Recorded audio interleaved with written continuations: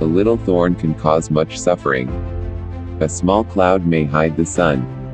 Tiny foxes spoil the vineyards. And little sins do mischief to the tender heart.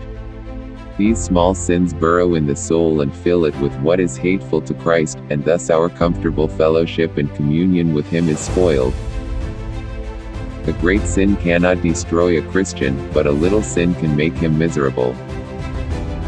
Jesus will not walk with His people unless they drive out every known sin. He says, "If you keep my commandments, you will abide in my love, just as I have kept my Father's commandments and abide in His love." Some Christians rarely enjoy their Savior's presence. How is this?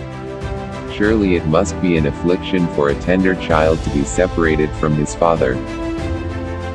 Are you a child of God, and yet satisfied to live without seeing your Father's face? What? You are the spouse of Christ, and yet content to be absent from His company.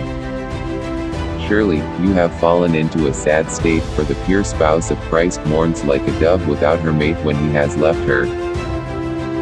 Here is the question: what has driven Christ from you?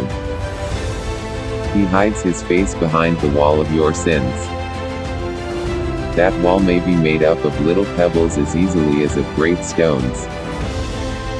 The sea is made of drops, the rocks are made of grains, and the sea that divides you from Christ may be filled with the drops of your little sins. And the rock that almost wrecked the vessel of your life may have been made by the daily working of the coral insects of your little sins. If you would live with Christ and walk with Christ and see Christ and have fellowship with Christ, pay attention to the little foxes that spoil the vineyard, for our vineyards are in blossom. Jesus invites you to go with Him against them. He will surely, like Samson, take the foxes. Dear child of God, I proclaim to you that you will meet God in His paradise if only you keep His commandments. Then He will reign in you. God bless you. Amen.